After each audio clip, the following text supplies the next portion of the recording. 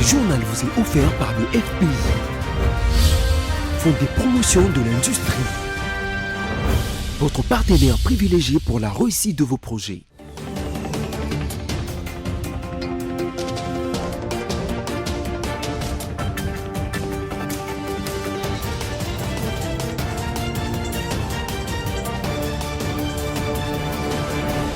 Bonsoir à tous et bienvenue dans ce journal consacré à la page rétrospective de la semaine dont voici les sommaires. Au cours de cette semaine, le gouvernement congolais a regretté la décision de l'Union européenne qui a annulé sa mission d'observation des élections du 20 décembre malgré les négociations en cours et il a pris acte de cette annulation. Après l'attaque du cortège des campagnes électorales de Moïse Katumbi, une déclaration faite par le parti Ensemble pour la République qui revient sur les circonstances de ces drames et pointe du doigt le gouverneur Idrissa Mangala. Et enfin, société, malgré les promesses du gouvernement par le canal de ses ministres de l'économie nationale et des hydrocarbures qui s'était porté garant de payer le manque à gagner et perte de pétroliers, la situation du carburant dans la capitale reste non résolue.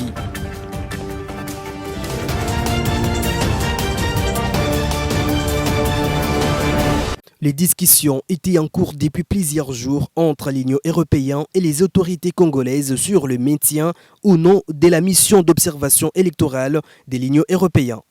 À la base de ces départs, la mission n'a pas obtenu l'autorisation nécessaire pour déployer ses équipements de communication, notamment les téléphones satellitaires. La possibilité de maintenir une mission d'experts électoraux afin d'observer les processus électoraux depuis la capitale n'est pas exclue. Et dans un communiqué de presse, le gouvernement congolais regrette la décision de l'Union européenne qui a annulé sa mission d'observation des élections du 20 décembre malgré les négociations en cours. Le gouvernement congolais prend acte de cette annulation, indique ce même communiqué du porte-parole du gouvernement Patrick Muyaya et il tient à la bonne tenue des élections en toute transparence, inclusive et libre. À cet effet, il demeure ouvert à toute proposition susceptible de favoriser l'atteinte de ses objectifs. Il reste disponible pour accueillir les missions d'observation désireuses de suivre ces élections. La mission de l'Union européenne, composée de 13 experts électoraux, est complétée par l'ajout de 42 observateurs à long terme. Ces observateurs sont prévus pour être déployés dans tous les pays afin de surveiller les opérations électorales.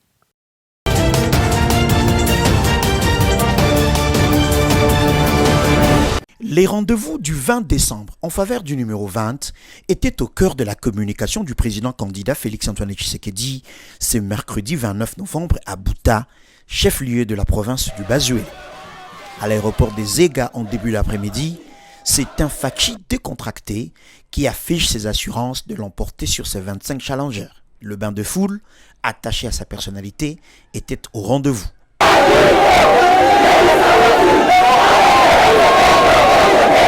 Au lieu du meeting, l'ouragan Félix Tshisekedi a bouleversé toute la donne au point que la population était obligée de s'approcher du podium prévu pour les speeches. Avant son message à la population, Maman Yatombo, Carola Guito Amela, a pris la parole pour souhaiter la bienvenue à son champion, son candidat, Fachi Béton, et l'a ensuite invité à monter sur l'estrade. Nayoki awa, bozali koyemba, Mama Agito, Yebisa Fachi, abangelo kote, toko vote nanko. Nalingi d'abord natonda bino botondi bino, bana buta Bas-Uélé. Po bino mutubo sangi sela kinga imbongo ya kofuta na seni po na caution. Boye bake wane zali lokola nyongo bodefisi ngai. Esengeli sikoyo ngai nazongisela bino ya monene koleka. Carton plein, engagement pris, pacte scellé, le champion a repris sa route pour la prochaine étape de cette campagne avec les assurances d'une victoire écrasante ici au Bas-Uélé.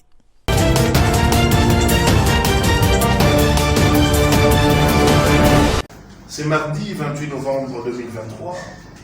Le cortège du président Moïse Katumbi a été délibérément attaqué sur le boulevard Joseph Kabila à Kindu.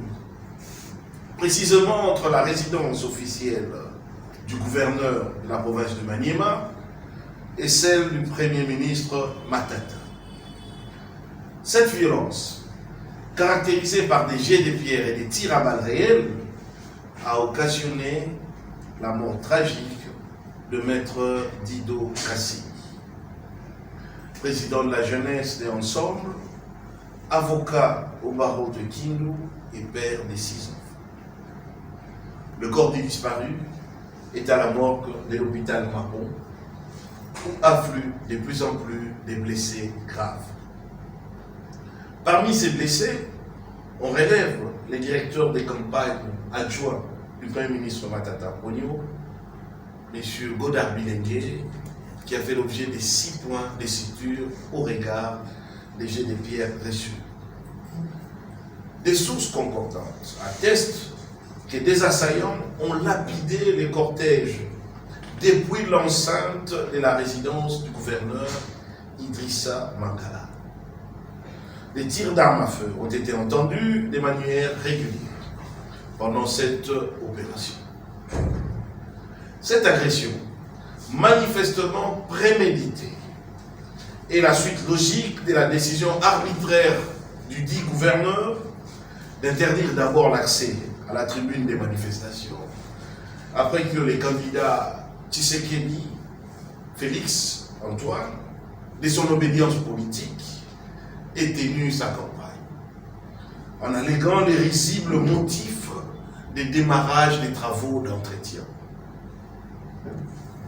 Dans la nuit d'hier, M. Mangala a instrumentalisé les éléments de la police nationale et de l'armée pour démanteler les travaux d'érection du podium de la place Mapon, qui avait été choisi comme solution alternative à ces atteintes délibérées à l'accès à l'espace public. L'opinion se souviendra déjà de l'agression dont avait été victime Salomon Idi Kalonda Dena, actuel prisonnier politique du pouvoir, lors de son enrôlement, selon les mêmes modus operandi, de la part des mêmes autorités de la famille politique du président Tshisekedi.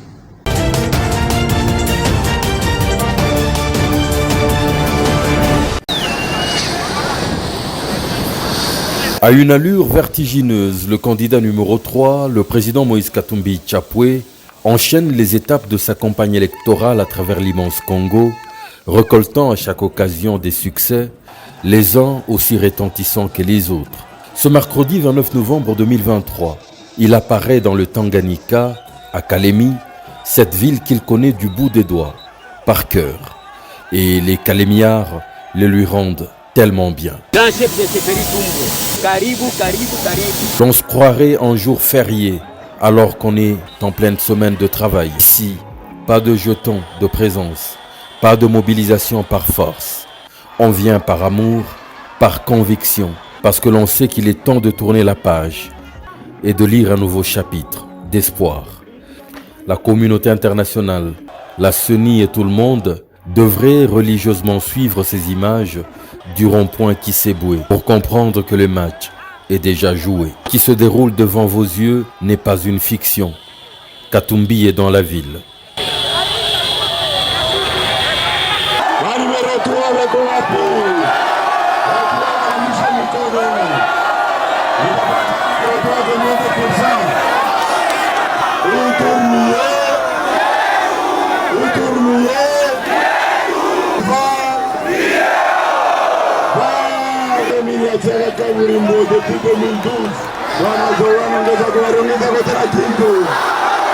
Fin du meeting marqué par ces vertigineuses colonnes des Kalemiards qui regagnaient leur domicile, convaincus de bientôt glisser dans l'urne le chiffre 3.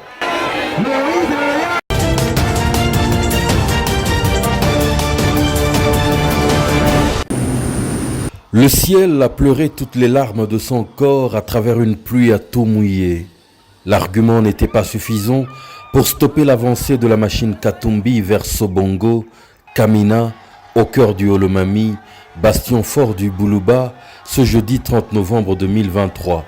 La foule a tenu à réserver au numéro 3, le favori de la présidentielle en RDC, l'accueil qu'il mérite, lui qui marqua l'encre indélébile dans plusieurs domaines, le développement de cette contrée. Des choses que les habitants de Kamina n'oublient pas. Solution alifanyika goudron mukami na netwakia souvenir aba sasa nakuya. Grande procession vers la tribune du meeting avec des personnes venues volontairement. Ici, pas de liste de présence, pas de recrutement forcé, pas de menace au travail. Katumbi débarque et le peuple suit. Le meeting est fort en symbole. Le gagnant des prochaines élections présidentielles s'adresse au peuple avec son cœur, avec une recette dont seul lui détient le secret.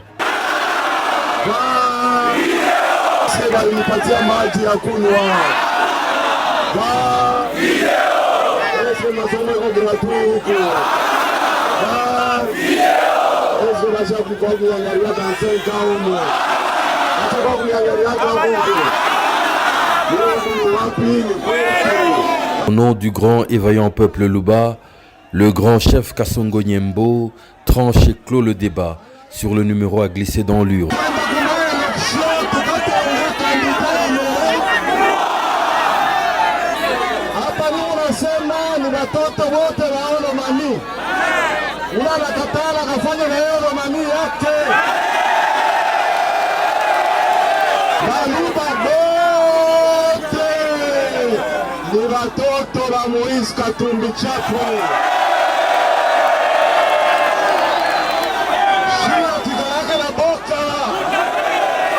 Il remet au président Moïse Katumbi des symboles très forts du pouvoir.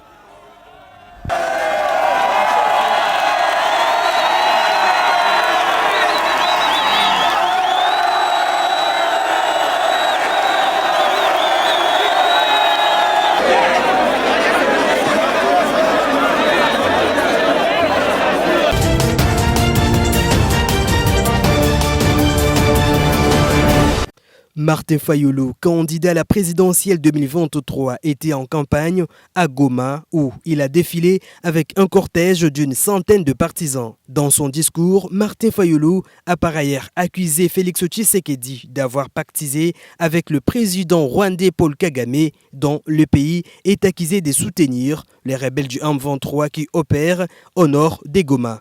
Nous allons établir il y a un état de droit. On ne peut pas avoir comme ça, quand un individu qui s'appelle Tshisekedi le veut, il impose l'état de siège. Nous ne pouvons pas accepter des traîtres dans ces pays. Son périple dans ces coins de la République va se poursuivre. Il était d'abord à Butembo et Bunia, où, lors de son discours devant la population de ces coins du pays, le président de l'ECD promet d'être un leader patriotique, compétent et qui possède un curriculum vitae qui lui permettra de trouver des solutions aux problèmes du pays, notamment au projet de balkanisation dont le Congo est menacé depuis plusieurs années, maintenant par certains de ses voisins dans sa partie est.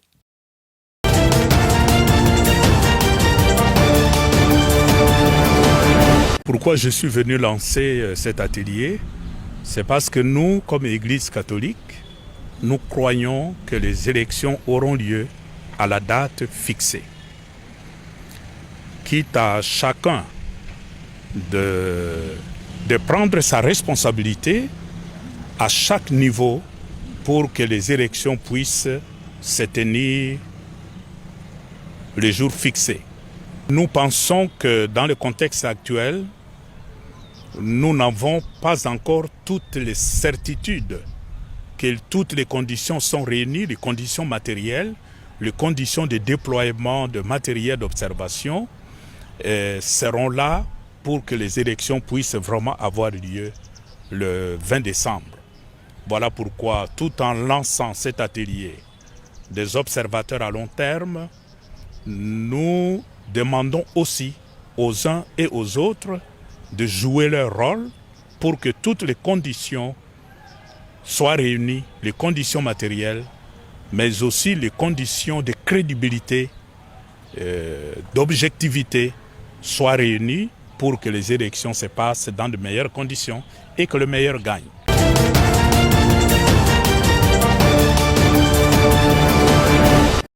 La formation des agents directs du processus, à savoir le chef de centre de vote et le président formateur, a été lancée officiellement par le rapporteur adjoint de la CENI, Paul Muindo, qui séjourne dans la province du Tanganyika, dans les territoires de Nyunzu. Paul Muindo s'est entretenu avec le secrétaire exécutif de cette province, Francis Ilunga, dans l'objectif de s'imprégner du déroulement du processus, avant de rappeler les étapes de la dite formation. Si pendant tout ce temps, nous avons formé les formateurs des formateurs, mais c'est pour la première fois que nous allons former les agents directs du processus. La cascade vise à maintenir les mêmes niveaux, les mêmes degrés et tout ce qu'il y a comme la même matière qui avait commencé du niveau 0, du niveau 1, qui doit être la même matière jusqu'au dernier niveau. Au total, c'est 79 852 que nous allons former sur toute l'étendue de notre pays. Le rapporteur adjoint de la CENI a profité de l'occasion pour conscientiser le participant à plus de responsabilités face aux enjeux de ces scrutins combinés du 20 décembre 2023.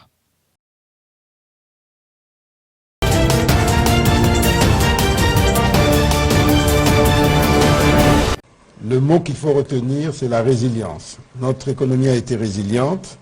Elle est partie d'un taux de croissance de 5,8% en 2018 à 4,4% en 2019. Pendant la crise Covid en 2020, la croissance est demeurée positive. Il n'y a pas eu plus de 3 pays en Afrique qui ont connu un taux de croissance positif en 2020. La RDC fait partie de ces 3 pays, avec 1,7% de croissance. Et à partir de 2021, la croissance est repartie de plus belle, parce que nous avons connu successivement 6,2, 8,9 et 6, et aujourd'hui on projette 6,2 de croissance pour 2023. Nous avons donc été en général bien au-dessus de la moyenne du continent et même de la moyenne au niveau mondial. Cela a été rendu possible par 2 éléments essentiels. Le premier, c'est le développement du secteur minier, où il y a eu une combinaison d'un accroissement de la production du cuivre et d'un accroissement, d'une augmentation du prix de certains produits que nous exportons.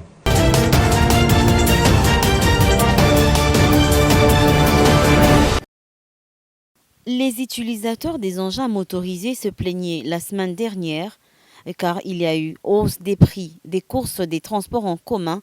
Selon les conducteurs, c'était dû à la hausse du prix des carburants. Et ce mardi 28 novembre 2023, plusieurs habitants de Kinshasa se plaignent d'avoir parcouru de longs trajets pour s'approvisionner en carburant, principalement l'essence. Sur terrain, nous avons constaté cette situation notamment à Kitambo et à Gombe, pendant que toutes les stations Total vendent l'essence et le gazoil. Les stations Engen, par contre, n'ont que du gazoil, mais difficile de les distribuer aux fins des demandeurs car le stock est très minime. Un pompiste trouvé à la station Engen au rond-point Sosimat explique. Le stock que nous avons ne suffit pas tellement pour approvisionner toutes les stations. Cette situation est une suite logique de la situation que nous avons. Vous savez vous-même, madame, que les produits pétroliers sont subventionnés. Dans la composition du prix, il y a une partie qui est prise en charge. Lorsque nous achetons ce produit et que la prise en charge du gouvernement n'est pas payée en termes de pertes et manques à gagner, cela ne permet pas un bon renouvellement du stock et en temps réel. La conséquence, c'est qu'il y a des stations qui ne peuvent plus refaire leur stock. Et pour les cas de nous, les nationaux, les privés, donc on se trouve déjà là dans des situations telles que beaucoup de nos membres ont presque fermé leur station parce qu'ils n'arrivent plus à tenir les coups. Chez Petrocam au rond-point Safrika, cependant, tout était timide. Il n'y avait pas assez de véhicules, ce qui explique que la situation est presque générale et le responsable de cette station qui n'a pas voulu dévoiler son identité a dit attendre les instructions de la direction générale avant de faire quoi que ce soit. À en croire tous les pompistes rencontrés, le non-paiement des manques à gagner reste le principal élément déclencheur de cette situation. Toutefois, le prix à la pompe reste inchangé. Il est important de noter que cette situation n'est pas causée par manque de carburant, mais plutôt par la quantité qui est minime, car la demande dépasse l'offre en ce moment et le retard de la livraison de certains fournisseurs, et que l'État doit convenablement payer les subventions pour permettre aux pétroliers de se réapprovisionner en temps voulu.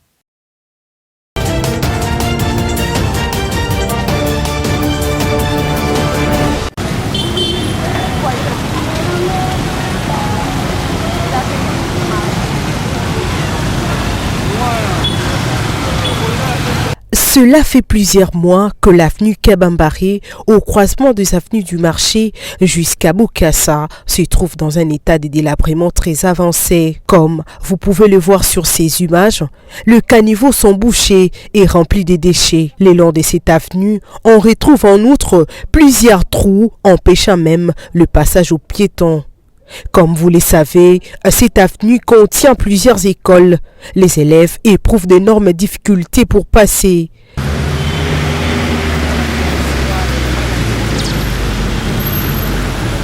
Le véhicule personnel, n'en parlons même pas. À en croire les usagers de cette route, le chauffeur de taxi-moto, appelé communément Wewa, refuse voire même le cours de ces tronçons, car beaucoup d'entre eux finissent par tomber. Donc, dès que la pluie commence, donc on est vraiment mal à l'aise, les gens passent ici, il y a des difficultés de voiture, voire même le transport refuse d'arriver jusqu'ici parce qu'il n'y a pas moyen de passer. Oh, donc moi-même, moi je suis là, j'ai ma carte d'électeur, je ne veux pas voter. Pourquoi? Parce que si je leur vote, il n'y a rien qui va se passer. Il n'y a rien qui va se passer. Oui, mais ça la carte, et c'est un programme à 100 jours. Même plateau de l'école, mais les lots comme rivière, c'est honteux, parce qu'on sait pas les cas, ils ont bien témoin, parce que pour voter bango, élection peut changer le côté d'amboka depuis banda. D'autres victimes, ce sont aussi les propriétaires de maisons commerciales. Par la voix d'un d'entre eux, appellent les autorités à leur secours. Donc vraiment, ils ont dérangé. Parce que personnellement, je soutiens Fachi, donc un fasciste. Mais quelque part, les collaborateurs Pour rappel, l'avenue Kabambari est l'avenue qui va de l'avenue des Huileries jusqu'à Beaumarchais. Comme plusieurs avenues délabrées, Kabambari a également perdu sa plus belle robe. Et cela, il y a plus d'une année, selon les usagers de cette route.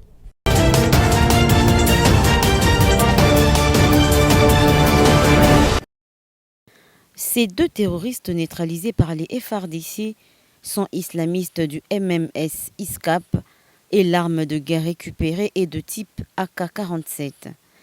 Ces inciviques avaient pour intention de traverser par force l'espace lacunaire entre Oicha et Maïmouya. Confirmation d'un capitaine des FARDC. La combattante arrêtée par les forces loyalistes a révélé, selon lui, être enlevée par force en 2020 par les djihadistes au quartier Rwangoma, commune des Béou, dans la ville de Béni lors de leur incursion. Malgré tout, la situation sécuritaire reste relativement calme dans cette zone et l'armée continue ses patrouilles des combats et son opération de fouille. Il a en outre noté que le secteur opérationnel Sokola 1, Grand Nord, appelle les cultivateurs et usagers du tronçon Maïmoya-Moukoko et ses environs à rester toujours vigilants.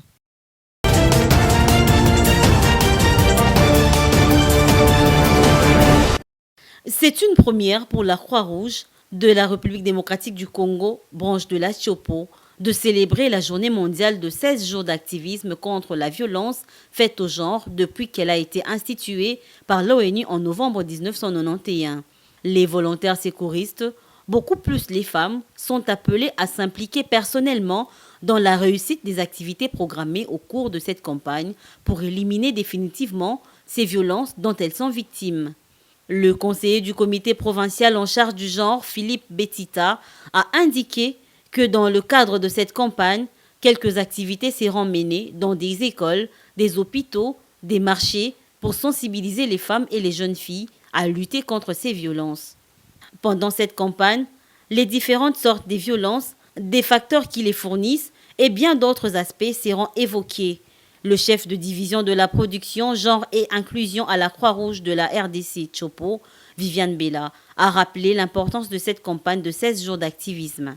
Cette campagne d'activisme de 16 jours sera utilisée comme stratégie de mobilisation et d'action par des individus et des organisations du monde entier pour appeler à la prévention et à l'élimination des violences faites aux femmes. Elle en a appelé à une action mondiale pour accroître la sensibilisation, galvaniser les efforts et les plaidoyers, protéger les connaissances et innovations pour mettre fin aux violences faites à la femme et à la jeune fille. Cette campagne de 16 jours d'activisme contre les violences faites à l'égard de la femme et la jeune fille avait débuté le 25 novembre et va se clôturer le 10 décembre prochain.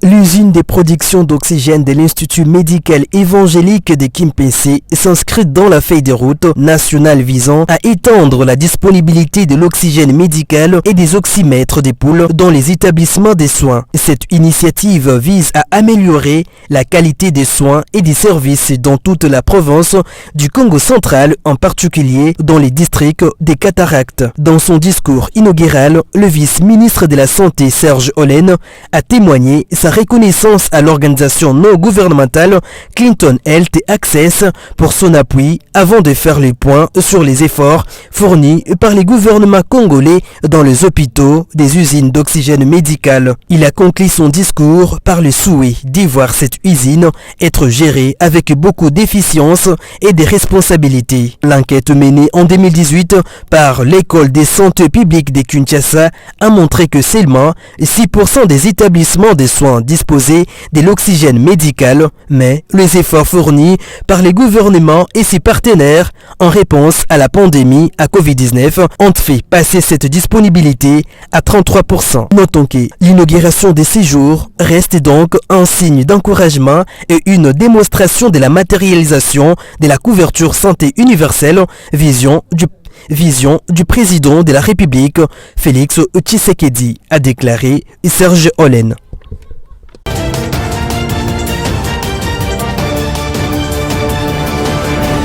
Chaque journée mondiale de lutte contre les sida est dédiée à un thème en particulier. Les slogans de cette édition 2023 confient les leaderships aux communautés. Des événements, des sensibilisations sont organisés dans le monde entier. Depuis 1988, la date du 1er décembre commémore la journée mondiale de lutte contre les sida dédiée à la sensibilisation à la pandémie causée par la propagation de l'infection par le VIH, ainsi qu'au deuil de personnes qui en sont décédées entre 32,9 millions et 51,3 millions d'individus.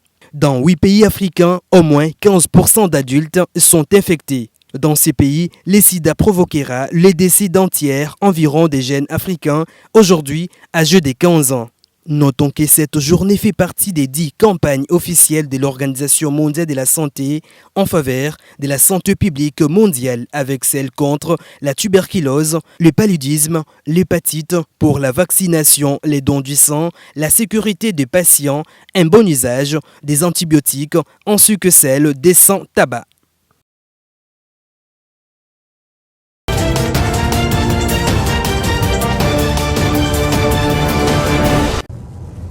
Le long de la Méditerranée, plusieurs tentes ont été érigées. C'est ici que vivent désormais quelques Gazaouis, faute de mieux. L'armée israélienne leur a demandé de partir de leur appartement avant de bombarder leur quartier. Ici, il manque de tout, et l'arrivée de l'hiver complique les choses. Nous souffrons du manque de matelas et de couverture. Nous sommes près de la plage, il fait très froid. Nous avons reçu une couverture pour tout l'abri, ce qui n'est pas suffisant. Nous ne savons pas si nous avons été enregistrés pour recevoir de l'aide. Nous sommes sans abri et nous avons des enfants. Que pouvons-nous faire? Plus au nord de l'enclave à Jabalia, c'est la question de l'eau qui inquiète les habitants. Lors des bombardements de l'armée israélienne, 50% des puits ont été détruits, entraînant une crise majeure. Des heures durant, les habitants doivent faire la queue pour subvenir à leurs besoins quotidiens. Partout dans la bande de Gaza, les conditions sanitaires empirent de jour en jour. La question des ordures en est le symbole.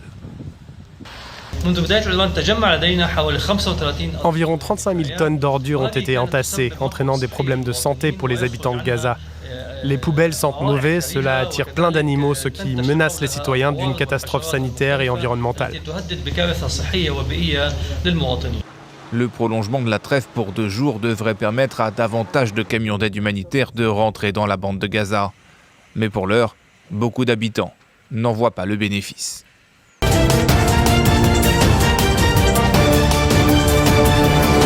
Place à présent au rappel des principaux titres.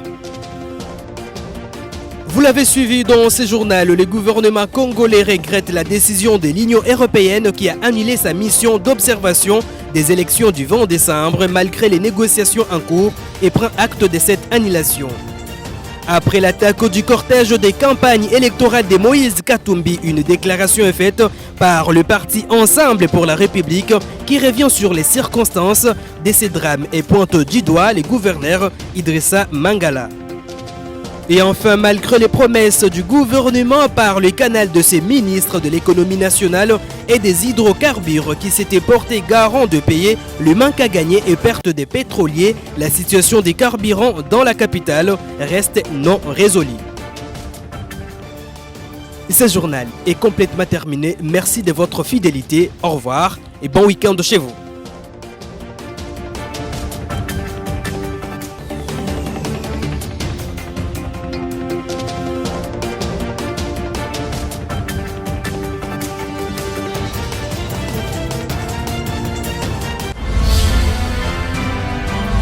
Ce journal vous a été offert par le FPI, Fonds des promotions de l'industrie, votre partenaire privilégié pour la réussite de vos projets.